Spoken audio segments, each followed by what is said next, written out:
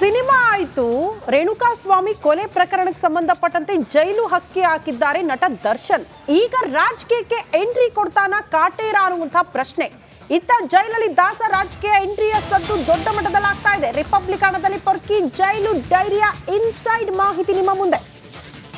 ಸಿನಿಮಾನು ಆಯ್ತು, ಜೈಲು ದರ್ಶನ್ ಆಯ್ತು, ರಾಜಕೀಯಕ್ಕೆ ಎಂಟ್ರಿ ಕೊಡ್ತಾರ ಕಾಟೇರ.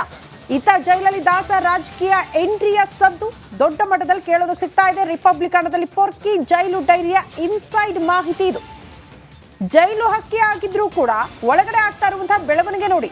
ಸಿಬ್ಬಂದಿಗೆಲ್ಲ ಆವಾಜ್ ಬೇರೆ ಹಾಕಿದ್ದಾರಂತೆ ನಟ ದರ್ಶನ್.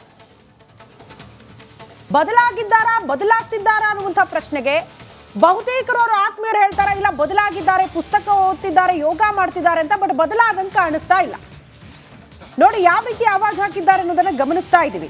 ಏನನ್ನ ಅವಾಯ್ಡ್ ಮಾಡೋಕೆ ಬಂದ್ರೆ ಹುಷಾರ್ ಅಂತ ಆವಾಜ್ ಬೇರೆ ಹಾಕಿದ್ದಾರೆ ನಟ ದರ್ಶನ್. ನಂದು ಸಿನಿಮಾ ಜೀವನ ಜೊತೆ ಎಲ್ಲ ನೋಡಿ ಆಗಿದೆ, ನೆಕ್ಸ್ಟ್ ರಾಜಕೀಯಕ್ಕೆ ಬರ್ತೀನಿ ಕಂಡ್ರೋ, ನಿಮ್ಗೆ ಬುದ್ಧಿ ಕಲಿಸ್ತೀನಿ ಅಂತೆಲ್ಲ ಆವಾಜ್ ಹಾಕಿದ್ದಾರಂತೆ. ಸೆಂಟ್ರಲ್ ಜೈಲ್ ಸಿಬ್ಬಂದಿಗೆ ಪೊರ್ಕಿ ಈ ರೀತಿ ವಾರ್ನಿಂಗ್ ಮಾಡಿದ್ದಾರಂತೆ. ಸೆಂಟ್ರಲ್ ಜೈಲ್ನಲ್ಲಿ ದಾಸ ಬೇಕಾಬಿಟ್ಟಿಯಾಗಿ ರೌಂಡ್ಸ್ ಹಾಕ್ತಿದ್ದಾರೆ, ಹೀಗೆಲ್ಲ ಓಡಾಡೋ ಹಾಗಿಲ್ಲ, ಸಿಬ್ಬಂದಿ ಅವ್ರನ್ನ ಕಂಟ್ರೋಲ್ ಮಾಡೋದಕ್ಕೆ ಹೋಗ್ತಾರೆ. ಆಗ ಇದಕ್ಕೆ ಕೆರಳಿ ಕೆಂಡವಾಗಿರುವಂತಹ ದರ್ಶನ್ ಆವಾಜ್ ಹಾಕಿದ್ದಾರೆ.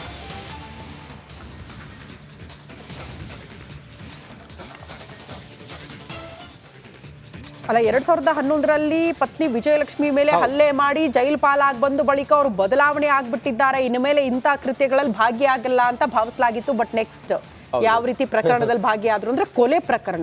ಪರಪ್ಪನ ಅಗ್ರಹಾರದಲ್ಲಿದ್ದಾರೆ, ಬದಲಾಗಿದ್ದಾರೆ ಅಂತ ಅವ್ರು ಆಪ್ತರು ಹೇಳ್ತಾರೆ. ಬಟ್ ಬದಲಾದಂಗೆ ಕಾಣಿಸ್ತಾ ಇಲ್ಲ ಅಲ್ವಾ? ಹೌದು, ದೌಲತ್ಗೇನ್ ಕಡಿಮೆ ಇಲ್ಲ ಅಂತಾರಲ್ಲ, ಹಂಗಾಗಿತ್ತು. ಒಂದು ಮನೆ ಊಟಕ್ಕೋಸ್ಕರ ಅಷ್ಟು ದುಂಬಾಲ್ ಬಿದ್ರು ಕೂಡ ಅವ್ರಿಗೆ ಮನೆ ಊಟ ಸಿಗ್ಲಿಲ್ಲ. ಹೌದು, ಜೈಲಿನಲ್ಲಿ ಪರಿಸ್ಥಿತಿ ಹೆಂಗಿದೆ ಅನ್ನೋದು ಅವ್ರಿಗೆ ಅರ್ಥ ಆಗಿದೆ. ಯಾವ ಜಿಮ್ಮು ಇಲ್ಲ, ಯಾವ ಐಷಾರಾಮಿ ಜೀವನವೂ ಇಲ್ಲ, ಯಾವ ವಿಲ್ಲಾನು ಇಲ್ಲ, ಯಾವ ಬಂಗ್ಲೆ ಮತ್ತೊಂದು ಮಗದೊಂದು ಏನೂ ಇಲ್ಲ, ಆಳು ಕಾಳು ಏನೂ ಇಲ್ಲ. ಹಿಂಗಲ್ಲಿರುವಾಗ ಬದುಕಿನ ಮೇಲೆ ಅವ್ರಿಗೆ ಪರಿಣಾಮ ಬಿದ್ದಿರುತ್ತೆ. ಮತ್ತೆ ಹೆಂಗಿರ್ಬೇಕು ಮುಂದೆ ಅನ್ನೋದಾದ್ರೂ ಕೂಡ ಅರ್ಥ ಆಗುತ್ತೆ ಅಂತ ನಾವು ಅನ್ಕೊಂಡಿದ್ವಿ. ಆದ್ರೆ ಇವರು ಅಲ್ಲಿದ್ದಂತ ಸಿಬ್ಬಂದಿಗೆ ನನಗೇನಾದ್ರೂ ನೀವೇನಾದ್ರೂ ಹಂಗ್ ಮಾಡಿ ಹಿಂಗ್ ಮಾಡಿ ಅಂತ ಹೇಳಿದ್ರೆ ನಾನು ಮುಂದೆ ಪೊಲಿಟಿಕ್ಸ್ ಬರ್ತೀನಿ, ನಿಮ್ಗೆಲ್ಲ ಸರಿಯಾಗಿ ಬುದ್ಧಿ ಕಳಿಸ್ತೀನಿ ಅಂತ ಎಲ್ಲ ಹೇಳೋದಿದೆಯಲ್ಲ, ಈ ತರ ಕಾನ್ವರ್ಸೇಷನ್ ಆಗಿದೆ ಅಂತ ಹೇಳಿ ವಿಚಾರ ಬರ್ತಾರೆ ಅನ್ನೋದು very shocking. Mostly CP Yogeshwar ಅವ್ರು ಹೇಳಿರೋ ಒಂದು ಮಾತು ನೆನಪಾಯ್ತು ನನಗೆ. ಅವರು ಅಚ್ಚರಿಯ ಅಭ್ಯರ್ಥಿ ಅಂತಿದ್ರಲ್ಲ, ಅಚ್ಚರಿಯ ಅಭ್ಯರ್ಥಿ ನಟ ದರ್ಶನ್ ಅವರೇ ಕಾಂಗ್ರೆಸ್ ಪಾಳ್ಯದಿಂದ ಚನ್ನಪಟ್ಟಣದಿಂದ ಸ್ಪರ್ಧೆ ಮಾಡೋದಕ್ಕೆಲ್ಲ ಮಾತುಕತೆ ಆಗಿತ್ತು ಅಂತ. ಮೋಸ್ಟ್ಲಿ ಆ ಇದ್ರಲ್ಲಿದಾರ ಅಂತ, ಗುಂಗಲ್ಲಿದಾರ ಅಂತ ಅವ್ರು. ನಿಜ, ಹೌದು, ಚನ್ನಪಟ್ಟಣಕ್ಕೆ ಒಂದು ವಿಶೇಷ ಅಭ್ಯರ್ಥಿನ ಹಾಕ್ತೀವಿ ಅಂತ ಹೇಳಿದ್ರಲ್ಲ, ಬಹುಶಃ ಅವರೇ ಇರ್ಬೋದೇನೋ. ಆದ್ರೆ ಈ ಜೈಲಿಗೆ ಹೋಗಿ ಬಂದವರು ಅನಂತರ ಪೊಲಿಟಿಕ್ಸ್ಗೇನೋ ಬಂದಿದ್ದೇನು ಹೊಸತೇನಲ್ಲ. ಮತ್ತೆ ಅವರಿಗೆ ಅದರಲ್ಲಿ ಸಕ್ಸಸ್ ಸಿಕ್ಕಿದ್ದು ಕೂಡ ಏನು ದೊಡ್ಡ ವಿಚಾರ ಏನಲ್ಲ. ನಾವು ಗಮನಿಸಬಹುದು ಶ್ರುತಿ, ಡಿ ಕೆ ಶಿವಕುಮಾರ್ ಅವರು ಎಲ್ಲಿ ಡೆಲ್ಲಿಯಲ್ಲಿ ಜೈಲಲ್ಲಿದ್ದು ಆ ನಂತರ ಅವರು ಕೆಪಿಸಿಸಿ ಅಧ್ಯಕ್ಷರಾಗಿ ಆ ನಂತರ ಗಡ್ಡ ಬಿಟ್ಟು ಈಗ ಅವರು ಡಿಸಿಎಂ ಹಿಂಗೆಲ್ಲ ಇದೆ. ಸಿಎಂ ಪಟ್ಟದ ಆಸೆ ಬೇರೆ ಹಿಂಗೆಲ್ಲಿರುವಾಗ ದರ್ಶನ್ ಆಸೆ ಪಡೋದ್ರಲ್ಲೇ ಹೊಸತೇನಲ್ಲ, ಆದ್ರೆ ಆಗತ್ತೆ ಅನ್ನೋದೇ ಇರುವಂತ ಕುತೂಹಲ. ಸೊ ಈ ವಿಚಾರಕ್ಕೆ ಸಂಬಂಧಪಟ್ಟಂತೆ ಒಂದು ಸ್ಪೆಷಲ್ ರಿಪೋರ್ಟ್ ಇದೆ, ಬನ್ನಿ ನೋಡ್ಕೊಂಡು ಬರೋಣ.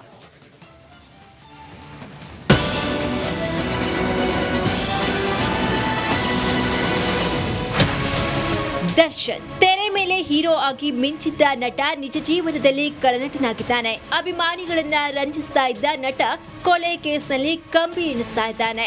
ಸಾಮಾನ್ಯ ಕೈದಿಯಂತೆ ಸೆರೆವಾಸವನ್ನ ಅನುಭವಿಸ್ತಾ ಇದ್ದಾನೆ. ಸಿನಿಮಾ ಆಯ್ತು, ಜೈಲು ಪಾಲಾಯ್ತು, ಮುಂದೇನು? ರಾಜಕೀಯಕ್ಕೆ ಎಂಟ್ರಿ ಕೊಡ್ತಾನ ಚಾಲೆಂಜಿಂಗ್ ಸ್ಟಾರ್.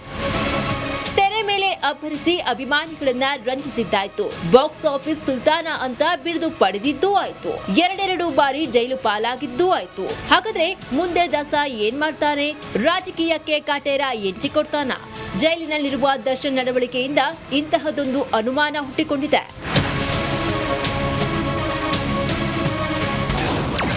ಮುಂದೆ ನಂದೇನಿದ್ರು ರಾಜಕೀಯನೇ. ಜೈಲಿನಲ್ಲಿ ದರ್ಶನ್ ಧಮ್ಕಿ ಹಾಕಿದ್ದು ಯಾರಿಗೆ? ಎಸ್, ಸೆರೆಮನೆಯಲ್ಲಿ ನಟ ದರ್ಶನ್ ಜೈಲು ಸಿಬ್ಬಂದಿಗೆ ಧಮ್ಕಿ ಹಾಕಿದ್ದಾನಂತೆ. ನನ್ನ ವಿಚಾರಕ್ಕೆ ಬಂದ್ರೆ ಹುಷಾರ್ ಅಂತ ಎಚ್ಚರಿಕೆ ಕೊಟ್ಟಿದ್ದಾನಂತೆ. ಸಿನಿಮಾ ಆಯ್ತು, ಏನೇನಿದ್ರು ನನ್ನದು ರಾಜಕೀಯ, ಹೀಗಾಗಿ ನನ್ನ ವಿಚಾರಕ್ಕೆ ಬರದಂತೆ ಯಾವ ವಿಷಯದಲ್ಲೂ ತನ್ನನ್ನ ಕಂಟ್ರೋಲ್ ಮಾಡದಂತೆ ಎಚ್ಚರಿಕೆಯನ್ನ ಕೊಟ್ಟಿದ್ದಾನಂತೆ. ಒಂದ್ ಕಡೆ ಜೈಲು ಸಿಬ್ಬಂದಿಗೆ ದರ್ಶನ್ ಧಮ್ಕಿ, ಮತ್ತೊಂದ್ ಕಡೆ ಡಿಕೆ ಶಿವಕುಮಾರ್ ವಿಜಯಲಕ್ಷ್ಮಿ ಭೇಟಿ. ಹೀಗೆ ಈ ಎಲ್ಲವೂ ದಾಸ ರಾಜಕೀಯಕ್ಕೆ ಎಂಟ್ರಿ ಕೊಡ್ತಾನ ಅನ್ನೋ ಅನುಮಾನವನ್ನ ಹುಟ್ಟಿದೆ. ಆದ್ರೆ ಇದು ಎಷ್ಟರ ಮಟ್ಟಿಗೆ ನಿಜ ಆಗುತ್ತೆ ಅಂತ ಕಾಲವೇ ಉತ್ತರಿಸಬೇಕಿದೆ. Bureau report, Republic Kannada. Ranjit, ತಮಗೆಲ್ಲ ನೆನಪಿದೆ ಕೊಲೆ ಪ್ರಕರಣಕ್ಕೆ ಸಂಬಂಧಪಟ್ಟಂತೆ ನಟ ದರ್ಶನ್ ಅವ್ರು ಭಾಗಿಯಾದ್ರು, ಬಂಧನ ಆದ್ರು ಅಂದ್ರೆ ಅವ್ರ ಅತ್ಯಾಪ್ತರು ಒಂದು ಮಾತನ್ನ ಹೇಳ್ತಾ ಇದ್ರು. ಅವ್ರಿಗೆ ದುಡ್ಡಿನ ಅಹಂಕಾರ ಇರಬಹುದು, ಅಕ್ಕಪಕ್ಕದಲ್ಲಿರೋ ಜನ ಸರಿ ಇರ್ಲಿಲ್ಲ, ಜೊತೆಗೆ ರಾಜಕೀಯ ಪ್ರಭಾವ, ಅವ್ರ ಗೊತ್ತು ಇವ್ರ ಗೊತ್ತು ಅನ್ನುವಂತ ಅಹಂ, ನನ್ನನ್ನು ಏನು ಮಾಡ್ಕೊಳಕ್ ಆಗಲ್ಲ ಅನ್ನೋ ರೀತಿಯಲ್ಲಿ ಇತ್ತು ನಟ ದರ್ಶನ್ ಅವರ ಮೈಂಡ್ ಸೆಟ್ ಅಂತ. ಸೊ ಒಳಗಡೆಯೂ ಕೂಡ ಅದೇ ರೀತಿಯಲ್ಲಿ ಇದ್ದಾರೆ ಅಂತ ಅವರು, ಇನ್ನು ಒಳಗಡೆ ಇದ್ದು ಕೂಡ ಬುದ್ಧಿ ಬಂದಿಲ್ಲ, ಯಾವುದು ಕೂಡ ನಡೆಯೋದಿಲ್ಲ ಅನ್ನೋದಕ್ಕೆ ಅವ್ರು ಏನೇನೋ ಅನ್ಕೊಂಡಿದ್ರು ಅದು ಆಗದೆ ಇರೋದೇ ಸಾಕ್ಷಿ ಅಂತ ಅನ್ಸುತ್ತೆ. ಎಸ್, ಈ ಕುರಿತಾಗಿ ಮತ್ತೆ ಇನ್ನಷ್ಟು ಮಾಹಿತಿಯೊಂದಿಗೆ ನಮ್ಮ ಪ್ರತಿನಿಧಿ ಮಾದೇಶ್ ಈಗ ನೇರ ಸಂಪರ್ಕದಲ್ಲಿದ್ದಾರೆ. ಮಾದೇಶ, ಹಿಂಗೊಂದು ಚರ್ಚೆ, ದರ್ಶನ್ ಒಳಗಡೆ ಇದ್ದಂತ ಸಿಬ್ಬಂದಿಗೆ ನನಗೇನಾದ್ರೂ ತಾಕೀತ್ ಮಾಡಿದ್ರೆ ನಾನು ಪೊಲಿಟಿಕ್ಸಿಗೆ ಬರ್ತೀನಿ, ಮುಂದೆ ನೋಡ್ಕೋತೀನಿ ಅಂತೇಳಿ ಹೇಳಿರೋದು. ಸದ್ಯ ಆ ರೀತಿ ವಾತಾವರಣ ಇದೆಯಾ ಜೈಲಿನ ಒಳಗಡೆ? ಇನ್ನೂ ಕೂಡ ಬುದ್ಧಿ ಬಂದಿಲ್ವಾ ದರ್ಶನ್ಗೆ? ಹೇಗೆ, ಏನ್ ಕತೆ ಅಂತ ಮಾದೇಶ್?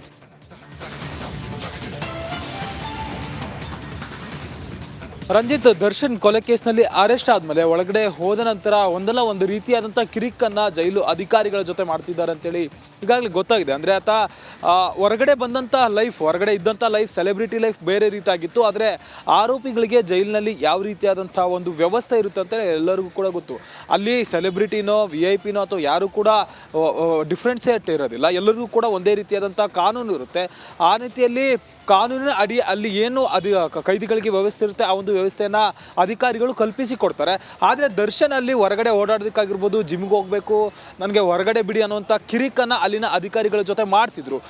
ಈ ಮುಂಚೆ ಒಂದಷ್ಟು ದಿನಗಳ ಕಾಲ ಇದೇ ರೀತಿಯಾದಂಥ ಸ್ಟಾರ್ಟಿಂಗ್ನಲ್ಲಿ ಕಿರಿಕನ್ನ ಅಲ್ಲಿನ ಸಿಬ್ಬಂದಿಯ ಜೊತೆ ದರ್ಶನ್ ಮಾಡ್ತಿದ್ರು. ಈ ವೇಳೆ ನಂತರ ಒಂದಷ್ಟು ದಿನಗಳ ಕಾಲ ಬೇರೆ ಬೇರೆ ಕುಟುಂಬಸ್ಥರಾಗಿರ್ಬೋದು ಮತ್ತೆ ದರ್ಶನ್ಗೆ ಅತ್ಯಾಪ್ತರು ಭೇಟಿಯಾದಂಥ ಸಂದರ್ಭದಲ್ಲಿ ಒಂದಷ್ಟು ಬದಲಾವಣೆಗಳ ಕಂಡು ಬಂದಿತ್ತು. ಪುಸ್ತಕ ಓದ್ತಿದ್ದಾರೆ, ಧ್ಯಾನ ಮಾಡ್ತಿದ್ದಾರೆ ಅನ್ನುವಂಥ ಮಾಹಿತಿ ಕೂಡ ಹೊರಗಡೆ ಬಿದ್ದಿತ್ತು. ಇಷ್ಟಾದ್ಮೇಲೆ ದರ್ಶನ್ ಎಲ್ಲೊಂದು ಕಡೆ ಬದಲಾದ್ರು. ಮತ್ತೆ ವಿನೋದ್ ರಾಜ್ಕುಮಾರ್ ಹೇಳಿದಂತೆ ಅವರು ಮತ್ತೆ ಸಂತನಾಗಿ ಹೊರಗಡೆ ಬರ್ತಾರ ಅನ್ನುವಂಥ ಒಂದಷ್ಟು ಎಕ್ಸ್ಪೆಕ್ಟೇಷನ್ ಕೂಡ ಇತ್ತು. ಆದರೆ ಅದೆಲ್ಲವನ್ನು ಕೂಡ ಮತ್ತೆ ಉಲ್ಟಾ ಆಗ್ತಿದೆಯಾ ಅನ್ನುವಂಥ ಅನುಮಾನ ಮೂಡ್ತಿದೆ. ಯಾಕಂದ್ರೆ ಮತ್ತೆ ದರ್ಶನ್ ಅಲ್ಲಿರುವಂಥ ಸಿಬ್ಬಂದಿಯ ವಿರುದ್ಧ ಕಿರಿಕ್ ಮಾಡುವಂಥ ಕೆಲಸ ಮಾಡ್ತಿದ್ದಾರೆ ಅನ್ನೋಂಥ ಮಾಹಿತಿ ಸದ್ಯಕ್ಕೆ ಲಭ್ಯ ಆಗ್ತಿದೆ. ಅದರಲ್ಲೂ ಕೂಡ ನಾನೀಗ ಸಿನಿಮಾ ಆಯಿತು, ಎಲ್ಲವೂ ಆಯಿತು, ಮುಂದಿನ ಹಂತದಲ್ಲಿ ರಾಜಕೀಯಕ್ಕೆ ಬಂದು ನಿಮ್ಮನ್ನು ನೋಡ್ಕೊಳ್ತೇನೆ, ನನಗೆ ಇಲ್ಲಿ ಕಟ್ಟಿ ಹಾಕಬೇಡಿ ಅನ್ನೋಂಥ ರೀತಿಯಲ್ಲಿ ಅವರಿಗೆ ಬೆದರಿಕೆ ಹಾಕಿದ್ದಾರೆ ಅನ್ನೋಂಥ ಕೂಡ ಒಂದಷ್ಟು ಮಾಹಿತಿ ಕೂಡ ಲಭ್ಯ ಆಗ್ತಿದೆ. ಈಗಾಗಲೇ ಅವರು ಕೂಡ ಸಾಕಷ್ಟು ರಾಜಕಾರಣಿಗಳ ಜೊತೆ ಕಾಂಟ್ಯಾಕ್ಟ್ ಇದ್ದಾರೆ. ಅದರಲ್ಲೂ ಕೂಡ ಕಾಂಗ್ರೆಸ್ನ ಒಂದಷ್ಟು ನಾಯಕರ ಜೊತೆ ಅತ್ಯಾಪ್ತರಾಗಿದ್ದಾರೆ. ಇತ್ತೀಚೆಗೆ ಅಂದರೆ ಚನ್ನಪಟ್ಟಣದ ಉಪಚುನಾವಣೆಯಲ್ಲೂ ಕೂಡ ಅವರ ಹೆಸರು ಕೂಡ ಕೇಳಿ ಬಂದಿತ್ತು. ಆ ಒಂದು ನಿಟ್ಟಿನಲ್ಲೂ ಕೂಡ ಸಾಕಷ್ಟು ಹೆಸರಾಗಿತ್ತು. ಕಾಂಗ್ರೆಸ್ ನಾಯಕರು ಕೂಡ ಕಾಂಗ್ರೆಸ್ ವಲಯದಲ್ಲೂ ಕೂಡ ಅಚ್ಚರಿಯ ಅಭ್ಯರ್ಥಿಯನ್ನು ಅಲ್ಲಿ ಹಾಕ್ತಾರೆ ಅನ್ನೋಂಥ ವಿಚಾರಕ್ಕೆ ಸಂಬಂಧಪಟ್ಟಂತೆ ಎಲ್ಲ ರೀತಿಯಾದಂಥ ಒಂದಷ್ಟು ವ್ಯವಸ್ಥೆಗಳು ಕೂಡ ಆಗಿತ್ತು. ಇನ್ನೇನು ದರ್ಶನ್ ಹೆಸರು ಕೂಡ ಘೋಷಣೆ ಆಗ್ಬೋದು ಅನ್ನೋಂಥ ಟೈಮ್ ಕೂಡ ಇತ್ತು. ಆದರೆ ಅಷ್ಟರಲ್ಲಿ ದರ್ಶನ್ ಈ ಒಂದು ಕೊಲೆ ಕೇಸ್ನಲ್ಲಿ ಒಳಗಡೆ ಹೋಗಿರೋದು ಅದೆಲ್ಲದಕ್ಕೂ ಕೂಡ ಬ್ರೇಕ್ ಆಗುವಂಥ ಕೆಲಸ ಆಗಿತ್ತು. ಈಗ ಜೈಲಿನಲ್ಲಿ ಇದ್ರೂ ಕೂಡ ಆ ಒಂದು ರಾಜಕೀಯ ಕನಸನ್ನ ದರ್ಶನ್ ಕಾಣ್ತಿದ್ದಾರೆ ಅನ್ನೋಂಥದ್ದು ಕೂಡ ಇಲ್ಲಿ ಮೇಲ್ನೋಟಕ್ಕೆ ಕಂಡು ಬರುತ್ತೆ. ಸದ್ಯಕ್ಕೆ ಅವರು ಜೈಲಿನ ಅಧಿಕಾರಿ ಮತ್ತು ಸಿಬ್ಬಂದಿಯ ಜೊತೆ ಆಗಾಗ ಕಿರಿಕ್ ಮಾಡಿರುವಂಥ ವಿಚಾರಗಳು ಕೂಡ ಹೊರಗಡೆ ಬರ್ತಿದೆ. ಶ್ರುತಿ. ಓಕೆ ಮಾದೇಶ್, ಧನ್ಯವಾದಗಳು ತಮ್ಮೆಲ್ಲ ಮಾಹಿತಿಗೆ. ಸೊ ಒಟ್ನಲ್ಲಿ ಕೊಲೆ ಆದ ಬಳಿಕ 3 ಜನನ್ನ ಸರೆಂಡರ್ ಆಗೋದಕ್ಕೆ ಕಳಿಸಿದ್ರಲ್ಲ ನಟ ದರ್ಶನ್, ನನಗೆ ಅವ್ರು ಗೊತ್ತು ಇವ್ರು ಗೊತ್ತು, ಡೋಂಟ್ ವರಿ, ನಿಮ್ಮನ್ನ ಆಚೆ ಕರ್ಕೊಂಡು ಬರ್ತೀವಿ, ತಲೆ ಕೆಡಿಸ್ಕೊಳ್ಬೇಡಿ ಅನ್ನುವಂಥ ಒಂದಷ್ಟು ವಿಚಾರಗಳನ್ನ ಕೂಡ ಪ್ರಸ್ತಾಪ ಮಾಡಿದ್ರು ಅಂತ. ಹಾಗಾಗಿ ಅವ್ರು ಗೊತ್ತು ಇವ್ರು ಗೊತ್ತು, ಎಷ್ಟೇ ಪ್ರಭಾವ ಇದ್ರೂ ಕೂಡ ಜೈಲಿಗೆ ಹೋಗೋದು ತಪ್ಪಲಿಲ್ಲ, ಪೊಲೀಸರು ಯಾರ ಪ್ರಭಾವಕ್ಕೂ ಒಳಗಾಗೋದು ತಪ್ಪಲಿಲ್ಲ, ಯಾರ ಪ್ರಭಾವಕ್ಕೂ ಒಳಗಾಗದೆ ನಿಮಗೆ ಶಿಕ್ಷೆ ಕೊಡಿಸುವಲ್ಲಿ ಯಶಸ್ವಿ ಆಗಿದ್ದಾರೆ ಪ್ರಾಥಮಿಕವಾಗಿ ಅಂತ. ನಾವು ಅಪರಾಧಿ ಅಂತ ಹೇಳ್ತಿಲ್ಲ, ಅಟ್ಲೀಸ್ಟ್ ಕೊಲೆ ಪ್ರಕರಣಕ್ಕೆ ಸಂಬಂಧಪಟ್ಟಂತೆ ಆರೋಪ ಎದುರಿಸಿ ಪರಪ್ಪನ ಅಗ್ರಹಾರದಲ್ಲಿದ್ದೀರಿ, ಈಗಲಾದ್ರೂ ಕೂಡ ನೀವು ಬದಲಾಗಬೇಕಲ್ವಾ? ಈ ಮೂಲಕ ಏನ್ ಸಂದೇಶ ಕೊಡ್ತಿದ್ದೀರಿ ಅಭಿಮಾನಿಗಳಿಗೆ ಅನ್ನೋದು ಬಹುತೇಕರ ಪ್ರಶ್ನೆ ಆಗ್ಬಿಡುತ್ತೆ.